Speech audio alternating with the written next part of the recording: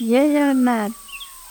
Hello friends, आज आम अपराजिता फूल विषय किसी कह सकाल सकाल एत बाटे फूल होता विश्वास करें मत इच्छा है से फूल गुड़ी को तोड़ी जा शनि मंदिर आउ शिव मंदिर चढ़ाई शुणी थी शनि मंदिर शिव मंदिर फूल चढ़ाइले शनि दशा कटि जाए और शिव मंदिर फूल चढ़ाइले जहाँ मागिले ताहा मिले।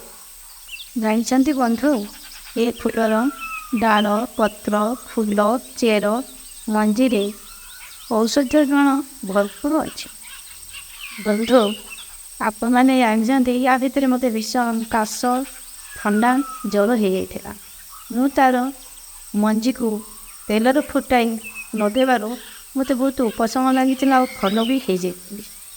मोर जन बंधु को बहुत डायबिटीज तार फूल को पानी रे फुटाई सी चा कर पीले 2 मास भितर डायबिटीज कंट्रोल हो जाए। आहरी ये फूल को पानी रे फुटाई पीले मेदा वृद्धि होता है। तार डाल को राति पानी रे पकाई पीऊँ कहीं शरीर भितर अनेक रोग भल करने संगे वजन ह्रास कर भेराइट कलर देखा मिले। तार काम जमी गुण सेमती। यही फूल गच को दक्षिण पूर्व दिगरे लगाइले बहुत शुभ फल दे था घर शुभ होता है। जानवा पाइली यार फूल को शनिवार राति गोटे माल कर दुआर टांगी दिखती ना देखिए आपण घर भूत प्रेतर भय दूर होगा सागर नकारात्मक शक्ति भी दूर हो जाए आउ ता सहित धनर प्रचुर लाभ होता है।